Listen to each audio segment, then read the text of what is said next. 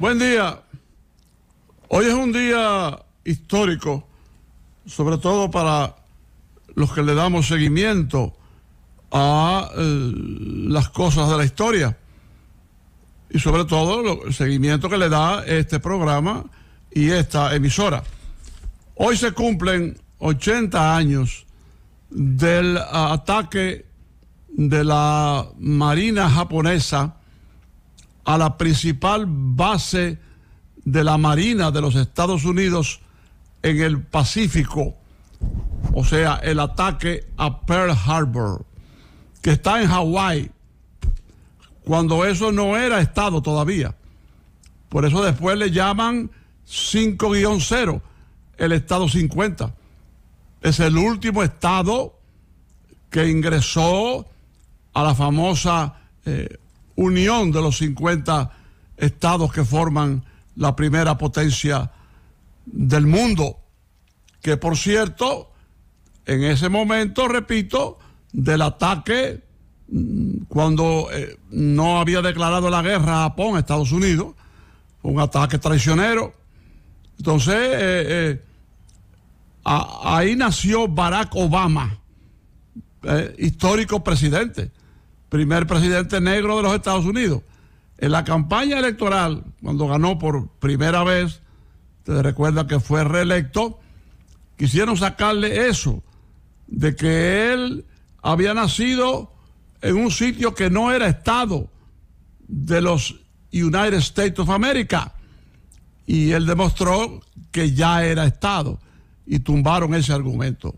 Pues bueno, el 7 de diciembre de 1941, la flota japonesa, repito, sin haber declarado la guerra a Estados Unidos, aunque Estados Unidos, a través del gobierno del gran presidente Franklin Delano Roosevelt, electo y reelecto 4 veces, ¿verdad? Estaba haciendo cosas para llevar a Japón a la guerra y así entrar Estados Unidos en la Segunda Guerra Mundial, que había comenzado, se supone, he aclarado eso, pero bueno, en 1939, ¿verdad? Entonces, vino este ataque alrededor de las 9 de la mañana, desprevenida la base, hubo 2.907 muertos, porque era un sitio donde estaban las familias de la mayoría de los oficiales y rasos que pertenecían a esa base. O sea, era un poblado, era una pequeña ciudad, por eso la cantidad de muertos. Naturalmente, la Armada japonesa, la Marina japonesa, en una operación dirigida por el almirante Yamamoto, jefe de la Marina y el más preparado de los jefes militares japoneses. Después fue acechado por la inteligencia británica y derribado.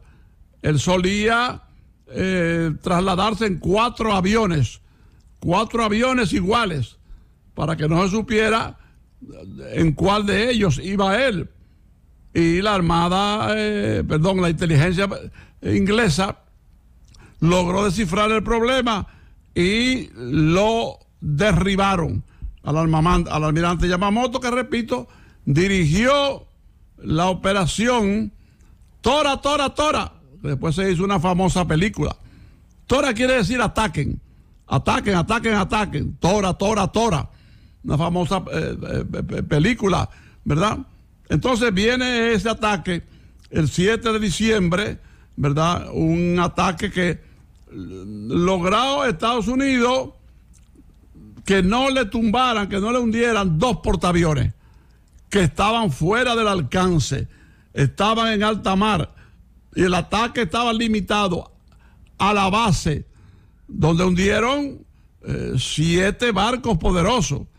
Incluso hay allá un monumento que van muchos turistas a verlo, que lleva el nombre de uno de los barcos derribados. ¿Cómo se llama el monumento? Bueno, no importa. Ahora, ¿por qué estaban fuera esos portaaviones? Algunos de los de la teoría de la conspiración dicen que es que como Estados Unidos, como el presidente Roosevelt quería entrar en la guerra, sacaron los portaaviones y sabían del ataque que venía hacia Pearl Harbor. Pero bueno, imagínense ustedes, ya eso cae dentro del campo de la especulación. Eso llevó a Estados Unidos a declararle la guerra a Japón, porque eso fue el domingo 7 de diciembre 1941, hace hoy 80 años, ¿verdad? Entonces, al día siguiente, el lunes 8, el presidente Roosevelt, un gran presidente, un gran intelectual, convocó el Congreso y allí declaró la guerra a Japón, donde está la famosa expresión: "Este es un día que vivirá en la infamia". O sea, el ataque traicionero en cierto modo, pero no voy a alargarles el tema de esa manera. Ahora, como había un acuerdo, Alemania, Italia y Japón, o sea, la Alemania nazi, la Alemania de Hitler, la Italia fascista, la Italia de Benito Mussolini y la Italia no del emperador, que no tenía nada que ver, que era una figura simbólica, sino de los jefes militares japoneses, sobre todo los más agresivos, que formaron lo que se llamó el alto mando japonés. Bueno, y entonces se produce este hecho y claro, al declararle a Estados Unidos la guerra a Japón, automáticamente Alemania, 2 días después, Hitler convoca su parlamento y le declara la guerra a Estados Unidos. Lo que hace al día siguiente la Italia del dictador Benito Mussolini. Y ahí ya está Estados Unidos en la guerra.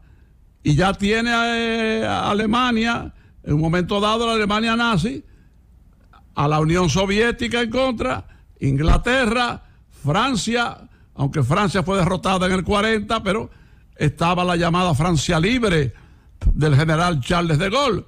Y ahora entra Estados Unidos, demasiados frentes. Alguien dijo que parecido a Napoleón, que se abrió 7 guerras, ¿verdad? Finalmente fue derrotado en Waterloo, el más grande de los franceses y quizá la figura más influyente del siglo XIX, pero eso es otra cosa. Lo que no es otra cosa es, damas y caballeros, amigos todos y correligionarios nuestros, que hoy se cumplen 80 años del ataque de la Armada japonesa a la base naval, la principal de Estados Unidos en el Pacífico, Pearl Harbor, en Hawái, domingo 7 de diciembre. Algunos señalan que esto, bueno, provocó que después Japón fuera castigado con 2 bombas atómicas. El único país que ha recibido el ataque nuclear. Eso fue, no quería rendirse, esos mismos jefes militares. Ya Alemania se había rendido, Hitler se había suicidado, Mussolini había sido ajusticiado de mala manera, él al lado de 3 esbirros y su amante Claretta Petacci. Entonces, ¿qué pasa? Que Estados Unidos, bueno, decide obligar a Japón a rendirse, porque los japoneses eran los únicos que estaban peleando en el Pacífico, en el Pacífico, y eso estaba trayendo una cantidad enorme de muertos para ambos lados. Entonces viene la acción disociadora del día 6 de agosto de 1945, la bomba atómica, producto del llamado Proyecto Manhattan, que venía organizando Estados Unidos. Pero ¿qué pasa? Que la terquedad, la necedad, la condición negativa de los jefes militares no los lleva a rendirse. especialistas calcularon que alrededor de 370,000 soldados de Estados Unidos morirían en las islas del Pacífico, porque se estaba peleando isla por isla, que estaban en control de Japón. ¿Y qué sucede? Bueno, que Estados Unidos decide lanzar otra bomba. Ahora no, la primera el 6, la segunda el 9 de agosto. Y eso ya implica la rendición, porque aquello fue una cosa terrible, ¿verdad? Y viene la verdadera rendición de Japón y el fin de la Segunda Guerra Mundial, que no fue con la rendición oficial de Alemania el 7 de mayo, ni lo de Italia, que ya estaba peleando al lado de los aliados, después de ajusticiar a Mussolini, antes de ajusticiar a Mussolini.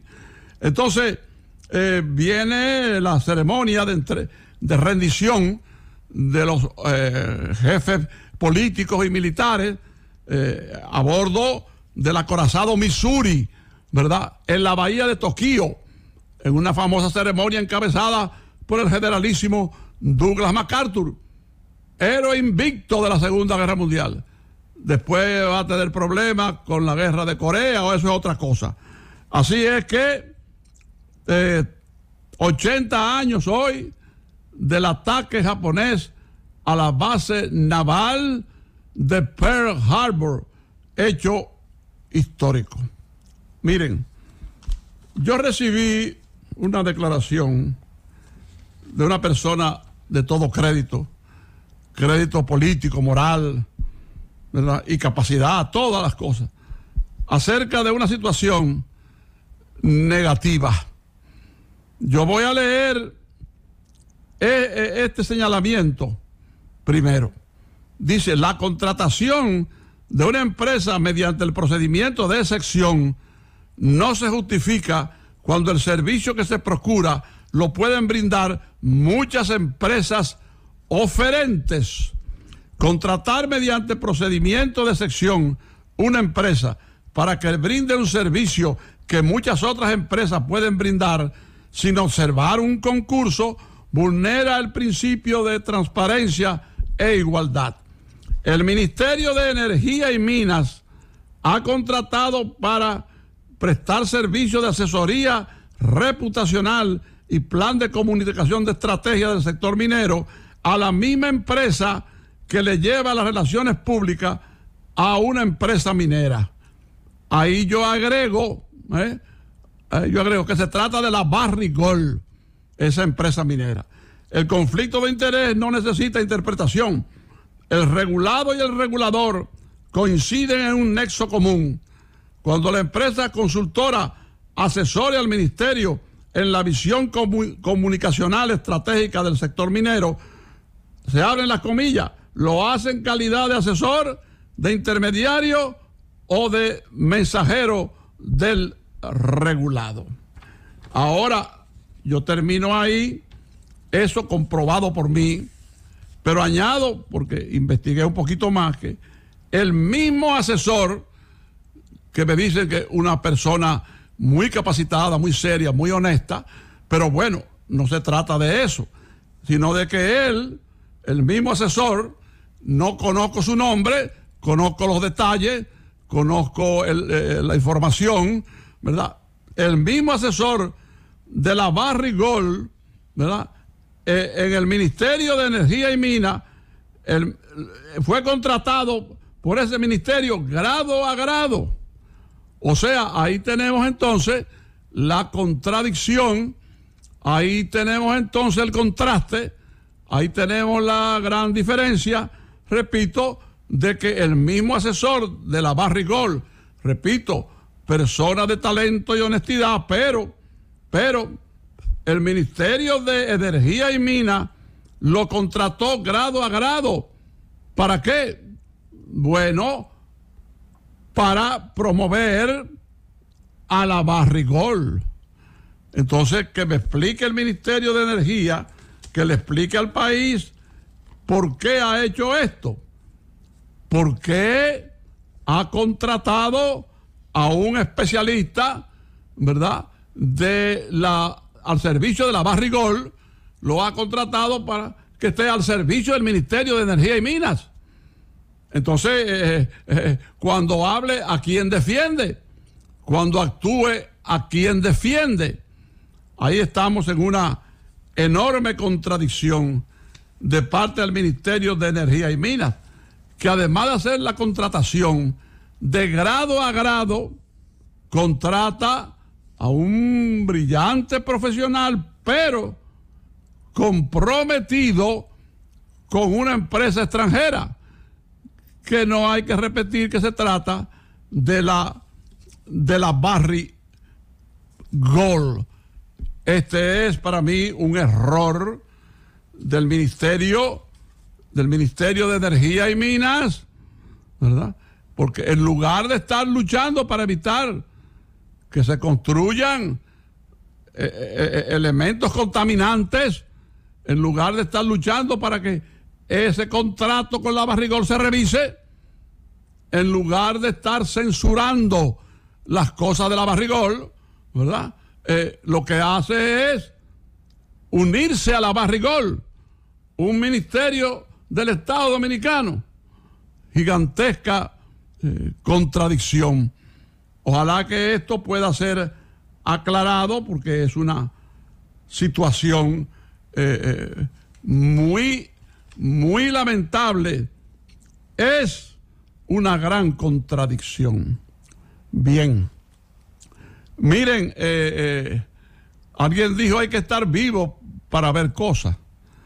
Lo que ha pasado en Inglaterra a los medios no les ha importado, con excepción del gobierno de la mañana, con excepción de esta emisora.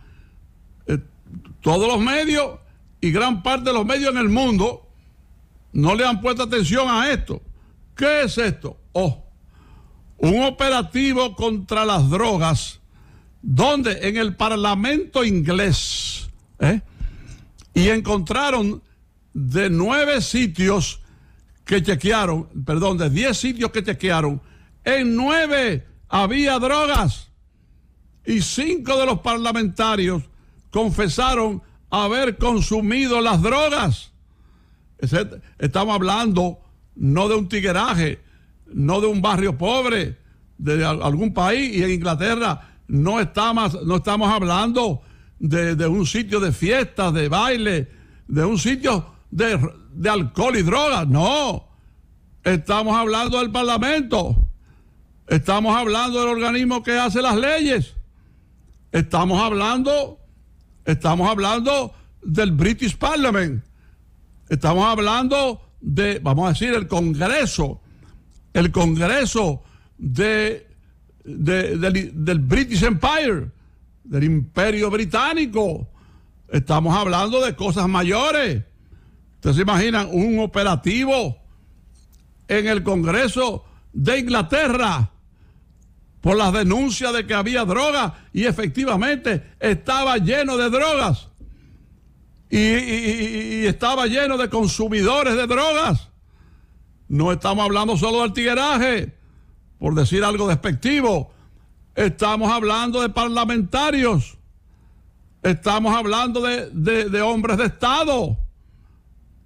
Una cosa realmente increíble, y no se le ha dado importancia, porque ya ustedes saben cómo mueve el Imperio Británico sus medios de comunicación, pero no mueve el gobierno de la mañana, no mueve la Z, no me mueve a mí ni mueve a mis compañeros de labores.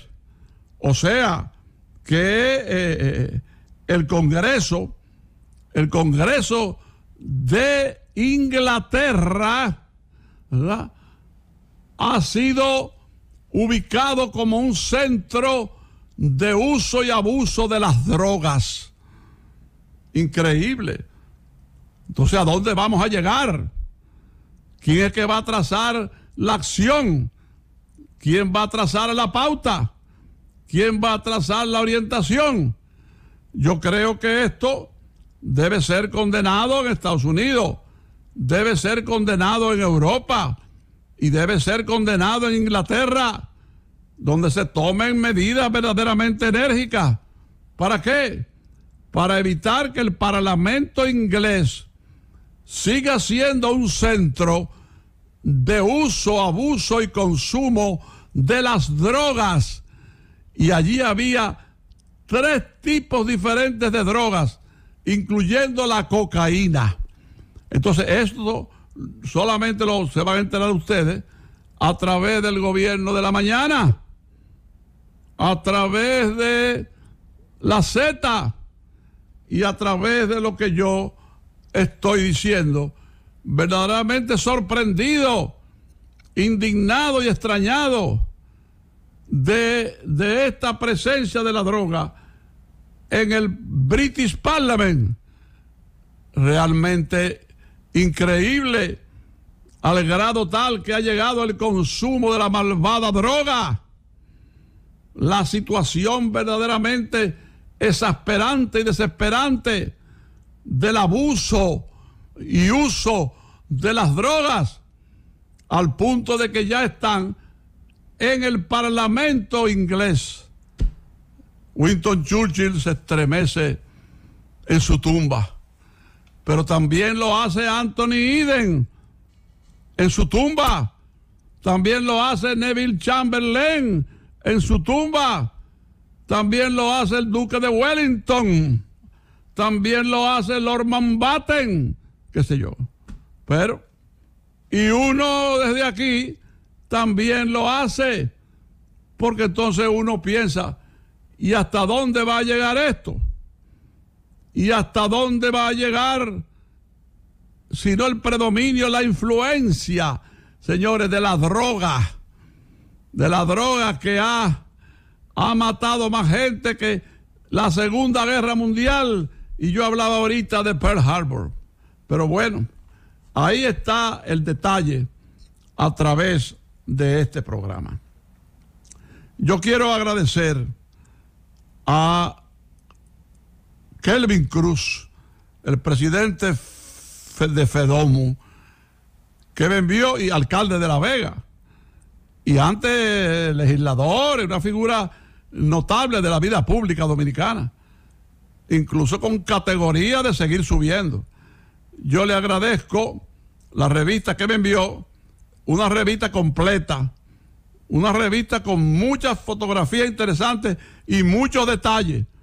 Son de las pocas cosas que yo todavía leo. Y le agradezco la tarjeta de felicitación navideña, vamos a llamarlo así, ¿verdad? Con un contenido muy interesante. No es el clásico abrazo navideño y Merry Christmas, no.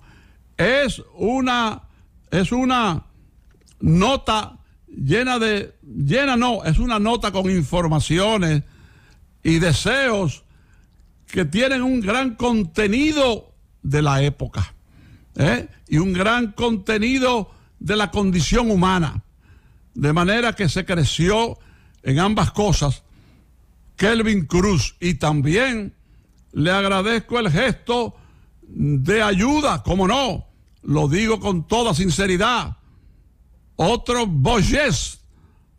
bello gesto del presidente de FEDOMU y alcalde de la culta y olímpica, no solo ciudad, sino provincia de La Vega Real.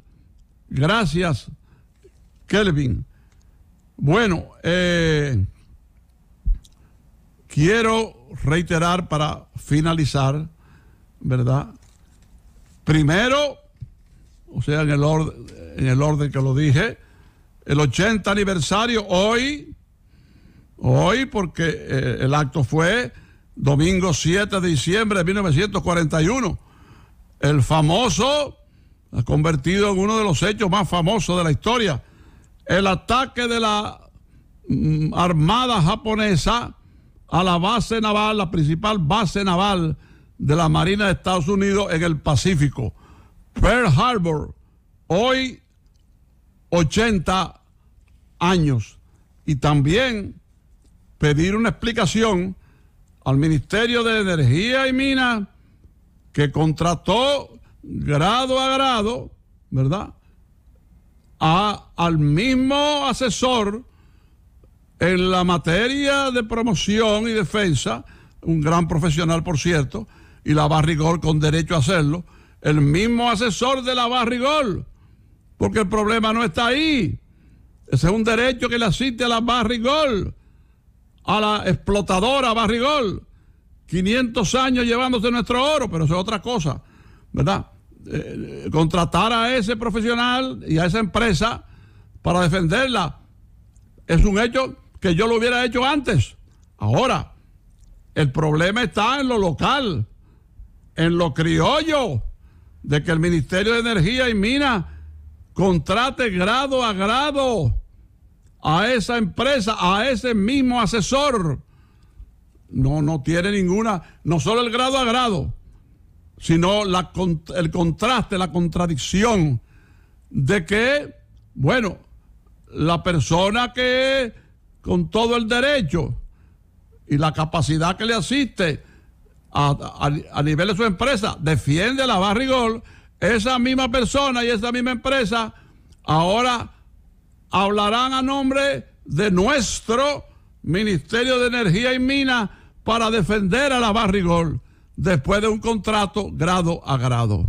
Y sin el grado a grado, es la contratación de las mismas personas.